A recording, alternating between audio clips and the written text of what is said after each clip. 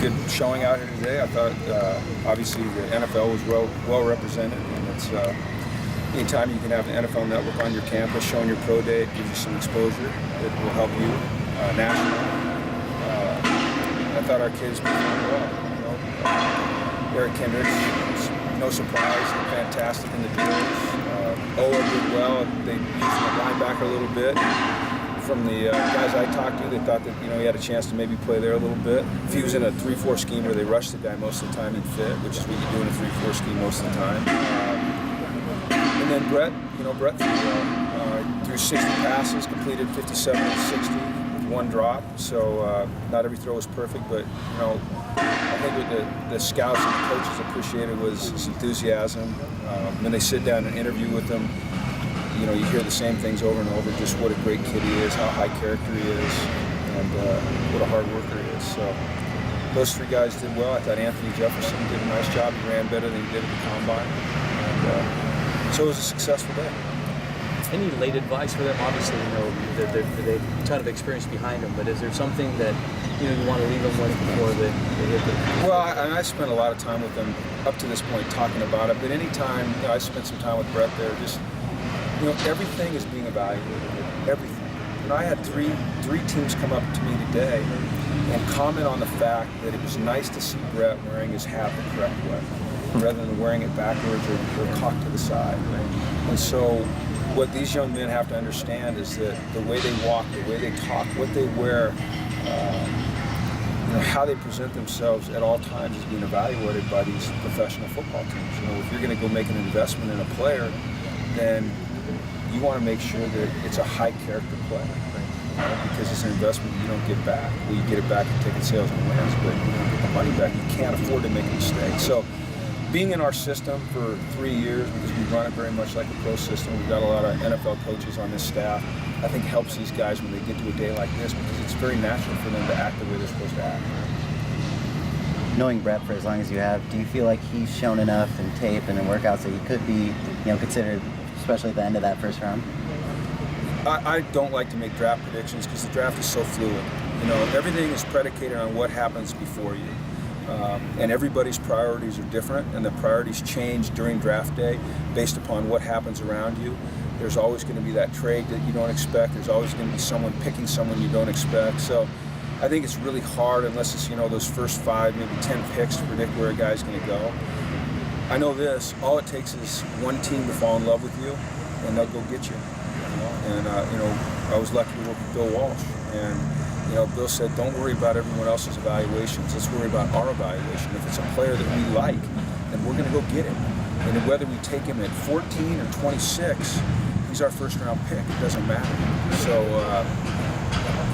I guess we'll see. There's still a lot of time between now and the draft, and there's 0 right now that's set in stone in the NFL in terms of the draft. With your experience in the NFL and your coach's experience in the NFL, is it such a comfort zone for these guys, coming into a day like today? For our players, I think it is. I think the number one thing is that they have a chance to work with Coach Alosi, and they do. They train with him. They come back, and he runs our strength and conditioning program much like an NFL strength and conditioning program. They're around NFL guys because NFL guys come over here every 10 o'clock and work out with our guys.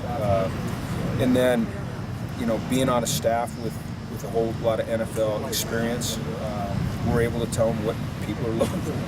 Little pieces of advice that they might not get other places, like wear your hat the right way, put the right outfit on, greet them the right way.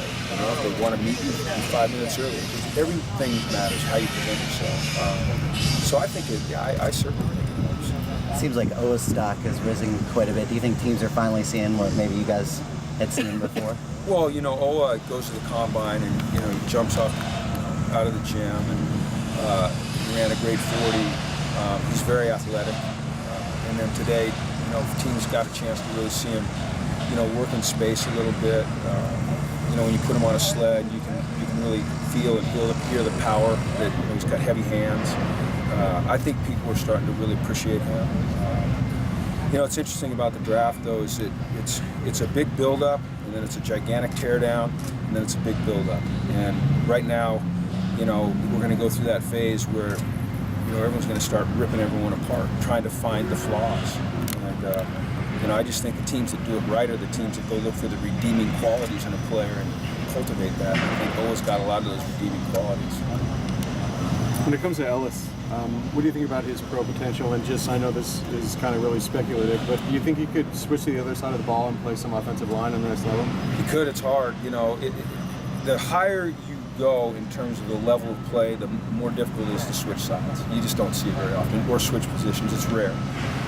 It just doesn't happen very often. You know, I mean, the one guy that comes to mind is Carnell Lake, because he was here today and he did it. He went from outside linebacker at UCLA to safety at the Steelers, but that is just rare. To project a defensive lineman over to offensive line is really hard to do. It's a project, and there's no redshirt years in the NFL. You know, there's no 4-year scholarships. You've got to produce right away. Maybe you make a practice squad and they, you know, invest some time in you, but you better show potential immediately, or you're just going to get somebody else. So I don't know. I don't know what teams are thinking about Ellis. I haven't had a whole lot of people really ask me about Ellis. It's mostly been about Owa, EK, and Brett. Well, what would you think Eric has helped himself the most in the past few months? Well, I don't think it's. I think it's his body of work over the last few years. You know, it's like you talk to these guys and they say it really doesn't matter what film you turn on. You see a guy that goes sideline to sideline and makes plays. I think probably since the combine and through the next few weeks where they come in and interview him, he'll help himself because they'll start to get a feel for his character. You know, his football intelligence when they get him on a board and see that he understands schemes, the way he presents himself. You know, you're always looking at football character, but you're always looking at high character individuals that you can trust, and he's a very trustworthy young man. What aspects of Brett's game do you feel are most pro-ready right now? His size and speed. You know, he's like every young player coming into the league. He's going to have to learn how to process things much more quickly. The jump from high school to NFL is difficult. The jump from high school to college is difficult. The jump from college to NFL is, you know, tenfold that, just the speed of the game. And so, you know, just like every player, it doesn't matter if it's Jameis Winston, Mariota, or Brett, it's going to be really hard. It's hard. That's why you don't see many rookie quarterbacks go in the league and succeed right away. It's just processing information and pulling the trigger and doing it at the right time is not easy. How do you impress some of these aspects of professionalism on these guys? Do you take them aside for meetings individually, or are they just standards that you expect the guys to adhere to even from day one on this campus? Yeah, it's just part of our culture. It's just the way we do things. It's the only way I know how to do things. I have 20 whatever years in the NFL, so there's only kind of one way that I know how to do things, and we just tried to instill that in our program, and I think it helps. All right. Thank you. Thanks.